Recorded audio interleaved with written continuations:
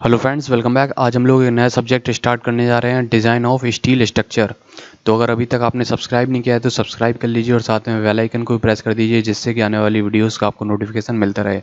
और बाकी के लेक्चर की लिंक आपको डिस्क्रिप्शन में मिल जाएगी, तो आप चेक करना मत भूलिए। तो इसमें कौन कौन से चैप्टर्स हम लोग पढ़ेंगे। पहला हो गया है कनेक्शन।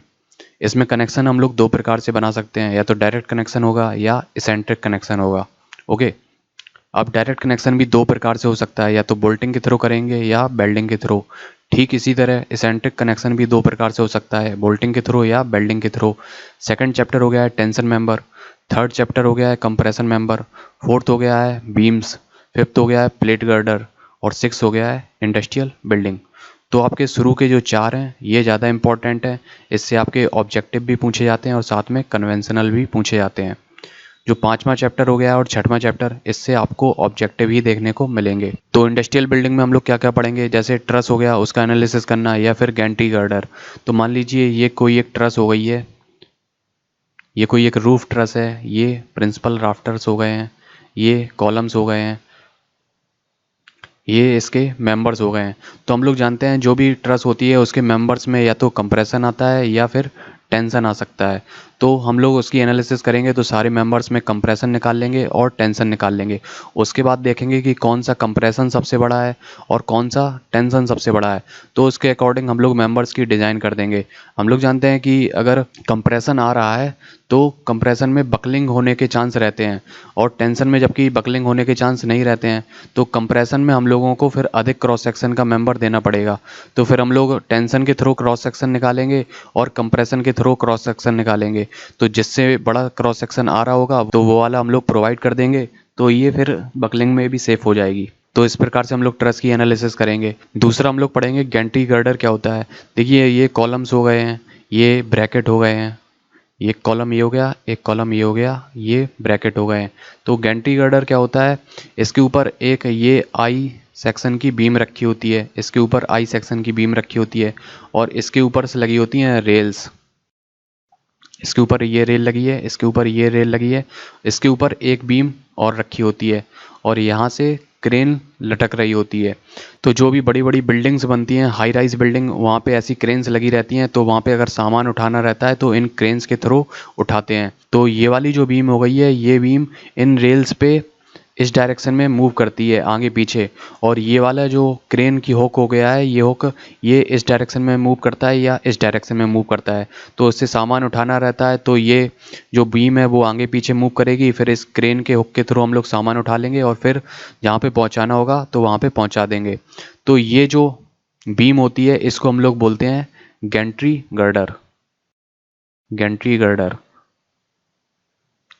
तो इसके बारे में हम लोग पढ़ेंगे, इसकी थोड़ी स्पेसिफिकेशंस क्या हैं, आईएस कोड ने क्या क्या इसके बारे में स्पेसिफिकेशंस दे रखी हैं, तो वो डायरेक्ट पूछी जाती हैं, तो वो हम लोग वहाँ पे डिस्कस कर लेंगे। तो कनेक्शन पढ़ने से पहले हम लोग कुछ बेसिक चीज़ें देखेंगे इंट्रोडक्शन में।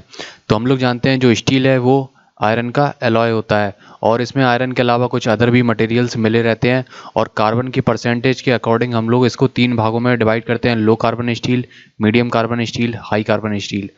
तो steel is an alloy of iron having carbon percentage between 0.1 to 1.1%। तो स्टील एक आयरन का एलॉय है और इसमें जो कार्बन का परसेंटेज है वो 0.1 से लेके 1.1% के बीच वेरी करता है। तो कार्बन के परसेंटेज के अकॉर्डिंग हम लोग इसको तीन भागों में डिवाइड करते हैं। ए हो गया है low carbon steel, B medium carbon steel, C high carbon steel. तो जो लो कार्बन स्टील है उसमें कार्बन की मात्रा 0.1% से 0.25% तक वेरी करती है। मीडियम कार्बन स्टील में 0.2 से 0.6% तक होती है, और हाई कार्बन स्टील में 0.6 से 1.1% के बीच होती है। तो जब भी हम लोग स्टील का मैन्युफैक्चर करते हैं तो उसमें हम लोग कुछ डिसॉल्व्ड ऑक्सीजन रखते हैं, और इस डिसॉल्व्ड ऑक्सीजन को कंट्रोल करना बहुत ज़रूरी होता है। अगर इसकी मात्रा ज़्यादा हो जाएगी डिसॉल्व्ड ऑक्सीजन की, तो स्टील की जो ड्यूरेबिलिटी है वो कम हो जाएगी। तो यहाँ पे पढ़ते हैं deoxidizers such as silicon, aluminium are used to control dissolved oxygen during the manufacturing process. तो जब भी हम लोग स्टील का निर्माण करते हैं तो डी ऑक्सीडाइजर्स जैसे सिलिकॉन हो गया या एल्यूमिनियम का यूज़ करते हैं डिसॉल्व्ड ऑक्सीजन की मात्रा को कंट्रोल करने के लिए। Lower percentage of O2 content is good for durability of steel. अगर ऑक्सीजन की मात्रा कम होगी तो स्टील की जो ड्यूरेबिलिटी है वो ज़्यादा होगी। And accordingly on the basis of O2 content we classify steel as. तो O2 की मात्रा के आधार पे हम लोग स्टील को 3 भागों में डिवाइड करते हैं। एक हो गई है किल्ड स्टील, दूसरी हो गई है सेमी किल्ड स्टील, थर्ड हो गई है रिम्ड स्टील। तो किल्ड स्टील में O2 की मात्रा लेस देन 30 ppm होती है। सेमी किल्ड स्टील में O2 की मात्रा 30 से 150 ppm के बीच होती है। रिम्ड स्टील में O2 की मात्रा ग्रेटर देन 150 ppm होती है। अगला पॉइंट है in structural steel we generally use killed steel और सेमी किल्ड स्टील। तो जब भी हम लोग स्टील स्ट्रक्चर का निर्माण करेंगे तो उसमें हम लोग या तो किल्ड स्टील यूज़ करेंगे या सेमी किल्ड स्टील यूज़ करेंगे। अगला पॉइंट हो गया है mild steel has carbon content up to 0.1%। तो जो माइल्ड स्टील होती है उसमें कार्बन कंटेंट 0.1% तक होता है एज़ पर IS 800 2007। तो हम लोग अपने सिलेबस में जो कोड यूज़ करेंगे वो है IS 800 2007। तो इस पर भी कभी कभी जेई में ऑब्जेक्टिव पूछ लेता है। We use structural mild steel और हाई टेंशन स्ट्रक्चरल स्टील। तो IS कोड 800 2007 के अनुसार जब भी हम लोग स्टील स्ट्रक्चर बनाएंगे तो उसमें हम लोगों को स्ट्रक्चरल माइल्ड स्टील या फिर high tension structural steel use करनी है। अगर हम लोग कोई दूसरी स्टील यूज़ करते हैं तो फिर हम लोग ये कोड नहीं लगा पाएंगे। तो अगर हम लोगों को ये कोड यूज़ करना है तो हम लोगों को स्ट्रक्चरल माइल्ड स्टील या फिर हाई टेंशन स्ट्रक्चरल स्टील ही यूज़ करनी पड़ेगी। अगला पॉइंट है वेरियस ग्रेड्स ऑफ स्टील। तो हम लोग स्टील स्ट्रक्चर बनाने में अलग अलग ग्रेड की स्टील यूज़ करते हैं। तो ये जो टेबल है या फिर जो हमारा कोड है वो यूरोपियन कोड से लिया गया है। तो यहाँ पे इसलिए लिखा है ई, यहाँ पे ई 250 FE 410 लिखा है और A लिखा है। तो E का मतलब हो गया है ये यूरोप से लिया गया है। ओके 250, यहाँ पे जो 250 लिखा है इसका मतलब होता है यील्ड स्ट्रेस। और जो यील्ड स्ट्रेस है ये थिकनेस पे डिपेंड करती है, जो भी सेक्शन है उसके थिकनेस पे डिपेंड करती है। और जो FE 410 है इसका मतलब हो गया है अल्टीमेट टेंसाइल स्ट्रेस। और जो ग्रेड A B C है इसके बारे में हम लोग आगे डिस्कस करेंगे। तो यहाँ पे अलग अलग ग्रेड हो गई हैं, जैसे E 300 FE 440, E 350 FE 490, E 410 FE 540। तो यहाँ पे देखिए E 250 हो गया है। यहाँ पे yield stress in MPa mega pascal यानी न्यूटन पर mm², और FE 410 यानी ये अल्टीमेट टेंसाइल स्ट्रेस हो गई है।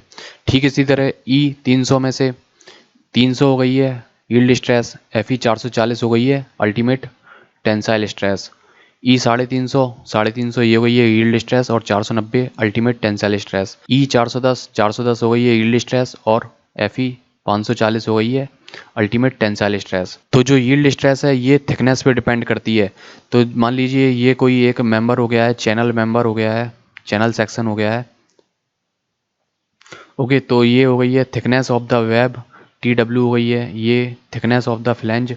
तो जो फ्लैंज है इसकी थिकनेस ज़्यादा होती है और जो वेब है इसकी थिकनेस कम होती है। तो ये चैनल सेक्शन हम लोग कैसे बनाते हैं, तो एक मान लीजिए ये कोई एक बिलेट होता है, आयरन का बिलेट, इसको हम लोग रोलर से पास करते हैं। जैसे गन्ने से जूस निकालने वाली मशीन होती है तो उसी के बीच ऐसी मशीन होती है, ये आयरन का बिलेट्स उसमें डालते हैं और जैसा भी हम लोगों को शेप चाहिए, जैसे हम लोगों को आई सेक्शन चाहिए तो आई सेक्शन निकल आएगा, चैनल सेक्शन चाहिए तो चैनल सेक्शन निकल आएगा।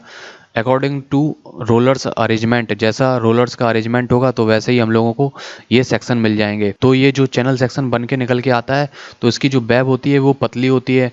पतली होती है यानी इस पर कोल्ड वर्किंग ज़्यादा हुई है, इस पर कोल्ड वर्किंग ज़्यादा हुई है तो इसकी स्ट्रेंथ भी ज़्यादा होती है। तो जिस पे कोल्ड वर्किंग ज़्यादा होती है उसकी स्ट्रेंथ ज़्यादा होती है। तो ये जो सेक्शन पतला है उसकी स्ट्रेंथ भी ज़्यादा होगी, ये सेक्शन मोटा है थिकनेस ऑफ फ्लैंज तो इसकी स्ट्रेंथ भी कम होगी। तो जैसे जैसे थिकनेस कम होती जाती है तो वैसे वैसे स्ट्रेंथ बढ़ती चली जाती है। तो यहाँ पे अगर थिकनेस मेंबर की 20 mm से कम है तो उसके लिए हम लोग लेंगे 250 MPa। अगर 20 से लेके 40 के बीच है तो फिर यहाँ पे स्ट्रेंथ कम हो जाएगी, और ग्रेटर देन 40 है तो स्ट्रेंथ और कम हो जाएगी, ये रह गई है 230 MPa। तो ये ज़्यादा इंपॉर्टेंट नहीं है, जो आपको बिल्कुल ध्यान में रखना है वो सिर्फ इतना ध्यान में रखना है, यहीं से क्वेश्चन पूछा जाएगा। ये जो हो गया है E 250 FE 410, कभी कभी एग्जाम में दे देंगे E 250 के लिए डिज़ाइन कीजिए, तो इसके लिए आपको पता होना चाहिए जो अल्टीमेट टेंसाइल स्ट्रेंथ है वो FE 410 होती है। तो ये इंपॉर्टेंट है पहली लाइन, बाकी ध्यान में आपको ये पूरी टेबल रखनी है इतनी, लेकिन जो इम्पोर्टेंट है वो इतना ही ध्यान में रखना है। तो दोस्तों आज के लिए इतना ही, बाकी की वीडियो की लिंक आपको डिस्क्रिप्शन में मिल जाएगी, चेक करना मत भूलिए। मिलते हैं अगली वीडियो में, थैंक यू।